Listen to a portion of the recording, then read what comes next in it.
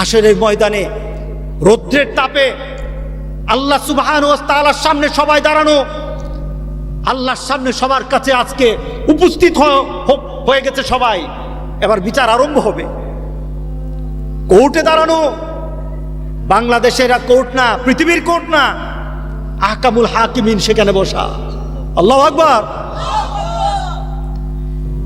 আহকামুল হাকিমিন আল্লাহ সুবহানাহু ওয়া তাআলা তিনি একজন চূড়ান্তভাবে মালিক ইয়াউমিদ্দিন হয়ে বসে আছেন। তিনি বিচার ফায়সালা আরম্ভ করবেন, বিচার আরম্ভ করবেন।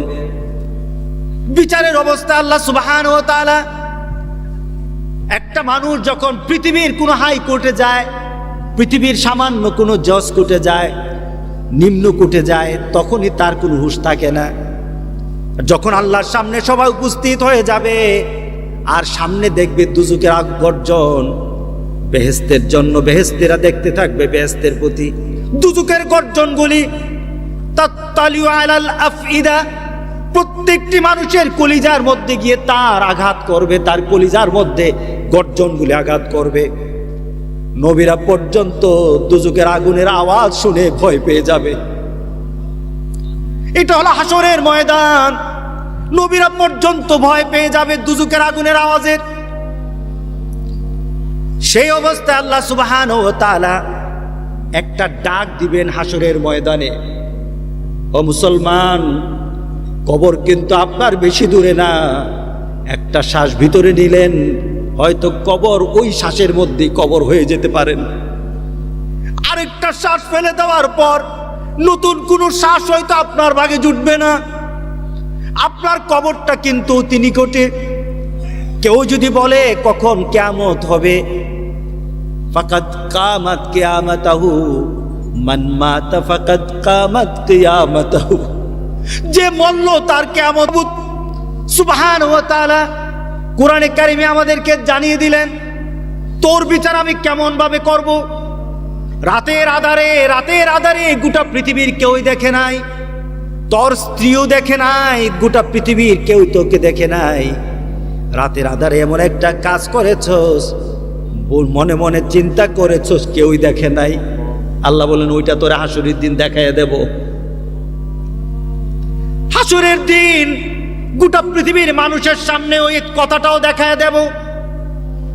রাতের অন্ধকারে, রাত্রের বেলা শুয়ে শুয়ে, বিছানায় শুয়ে শুয়ে তুমি আরেকজন মানুষের জন্য তুমি খারাপ চিন্তা করেছো। তুমি মানুষের জন্য ভালো চিন্তা করো নাই, খারাপ চিন্তা করেছো। আল্লাহ বলেন তোমার চিন্তা তো কেউই দেখে নাই।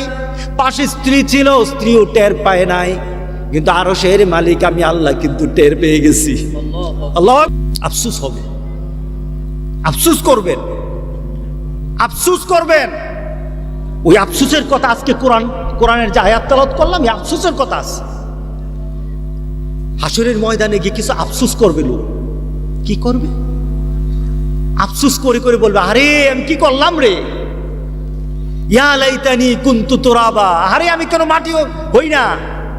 আজকে আমি কি জবাব দেব আল্লাহর দরবারে? আমি তো কিছু নাই, আমি তো কিছু করি নাই। আমি আল্লাহর সামনে কেমনে দাঁড়াবো? আমি যদি মাটি হয়ে যেতাম। আল্লাহু আকবার, আল্লাহু আকবার, আল্লাহু আকবার। আমি যদি মাটি হয়ে যেতাম। এভাবে চিৎকার করে করে সবাই বলবে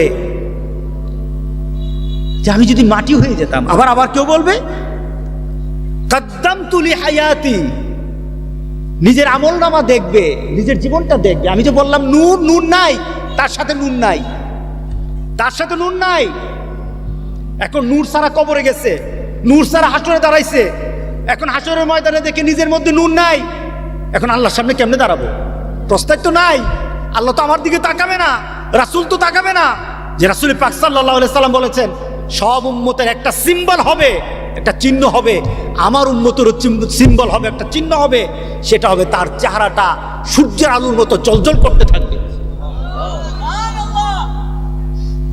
কালো চেহারা থাকবে না, কালো চেহারা থাকবে না। এত সুন্দর চেহারা হবে, আকাশ সূর্য পর্যন্ত ম্লান হয়ে যাবে। মা আয়েশাকে বললেন, আয়েশা রে, আমি আমার উম্মতকে চিনে নেব। তাদের চেহারাগুলি যখন জ্বলজ্বল করতে থাকবে তখনই চিনে নেব তারা আমার উম্মত। এত আস্তে সুবহানাল্লাহ বলেন। এটা সুবহানাল্লাহ বলে কে খুশি হয়? আর যত মিছিল মিটিং করতেছেন কে খুশি হবে? নেতা খুশি হবে, কেন কেউ খুশি হবে। রাগ করবেন না, কোন নেগেটিভ সেন্সে বলতেছি না। আপনার নেতা আপনার প্রতি খুশি হবে, যে কোনো ধরনের নেতা খুশি হবে। এই খুশিতে আপনি কি পাবেন বলেন তো? আর আল্লাহরে যদি খুশি করতে পারেন কি পাবেন বলেন তো দেখি? সুবহানাল্লাহ বললেন না? এই জবানের মধ্যে যত, রাসূল পাক সাল্লাল্লাহু আলাইহি সাল্লাম বলেছেন সুবহানাল্লাহি ওয়ালহামদুলিল্লাহি ওয়া লা ইলাহা ইল্লাল্লাহ আল্লাহু আকবার, যে এই তাসবিহগুলি জপবে তার তাসবিহর সাথে সাথে জান্নাতে তার জন্য একটা গাছ লাগানো হবে। এত আস্তে সুবহানাল্লাহ, জোরে বলেন সুবহানাল্লাহ।